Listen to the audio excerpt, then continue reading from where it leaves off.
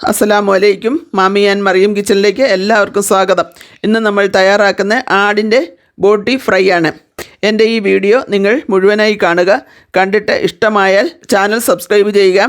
തൊട്ടടുത്തുള്ള ബെല്ലൈക്കൺ കൂടി ഇനേബിൾ ചെയ്യുക. അപ്പോൾ ഞാനിടുന്ന പുതിയ വീഡിയോസ് നോട്ടിഫിക്കേഷനായി ലഭിക്കുന്നതാണ്. വീഡിയോസ് ലൈക്കും ഷെയറും ചെയ്യാൻ ആരും മറക്കരുത്. എൻ്റെ ഫേസ്ബുക്ക് പേജും കൂടി എല്ലാവരും ഫോളോ ചെയ്യണേ. ലിങ്ക് ഡിസ്ക്രിപ്ഷൻ ബോക്സിൽ കൊടുത്തിട്ടുണ്ട്. അപ്പോൾ നമുക്ക് വീഡിയോയിലേക്ക് പോകാം.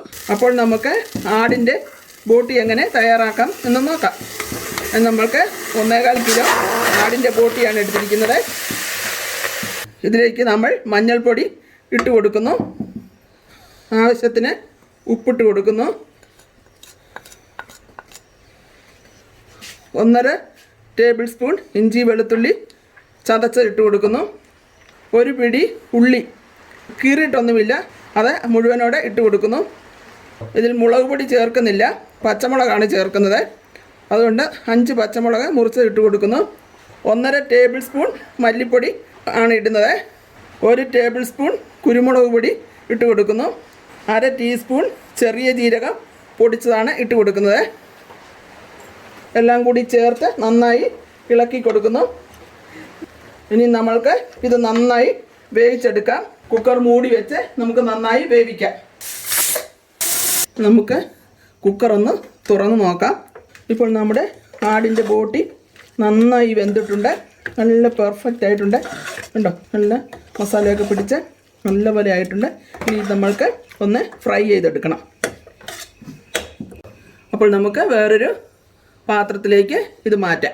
അപ്പോൾ നമ്മൾ പാൻ അടുപ്പത്ത് വെച്ചു, ഗ്യാസ് ഓണാക്കി. ഇനി നമ്മൾക്ക് അതിലേക്ക് ആവശ്യത്തിന് വെളിച്ചെണ്ണ ഇട്ട് കൊടുക്കുന്നു. തണുപ്പായതുകൊണ്ട് വെളിച്ചെണ്ണ കുറഞ്ഞാണ് ഇരിക്കുന്നത്.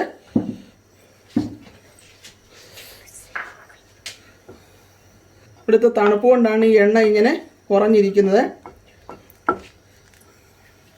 ഇതിലേക്ക് നമ്മൾ 2 കുഞ്ഞുള്ളി അരിഞ്ഞത് ഇട്ട് കൊടുക്കുന്നു. വട്ടത്തിൽ അരിഞ്ഞത് ഇട്ട് കൊടുക്കുന്നു.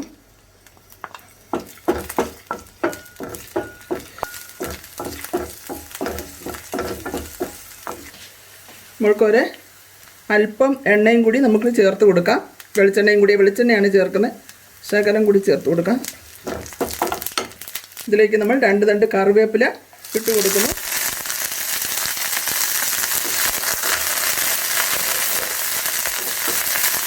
ഒരു ടേബിൾ സ്പൂൺ പെരുംജീരകപ്പൊടി ഇട്ട് കൊടുക്കുന്നു. 1 ടീസ്പൂൺ ഗരം മസാലപ്പൊടി ഇട്ട് കൊടുക്കുന്നു.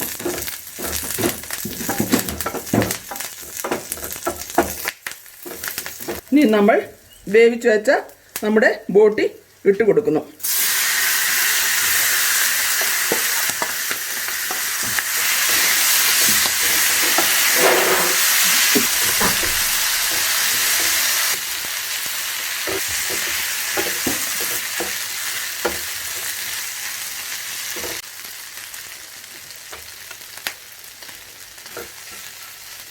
അപ്പോൾ നമ്മുടെ ബോട്ടി എല്ലാം നന്നായി വെന്തു ഫ്രൈ ആയി വന്നിട്ടുണ്ട്.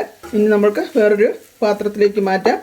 അപ്പോൾ നമ്മുടെ രുചികരമായ ആട്ടിൻ ബോട്ടി ഫ്രൈ ഇവിടെ റെഡി ആയിരിക്കുന്നു. നിങ്ങളെല്ലാവരും വീട്ടിൽ ട്രൈ ചെയ്ത് നോക്കണേ. അടുത്തൊരു വീഡിയോയിൽ പുതിയൊരു വിഭവവുമായി കാണുന്നത് വരെ നിങ്ങളെല്ലാവർക്കും നന്ദി. അസ്സലാമു അലൈക്കും.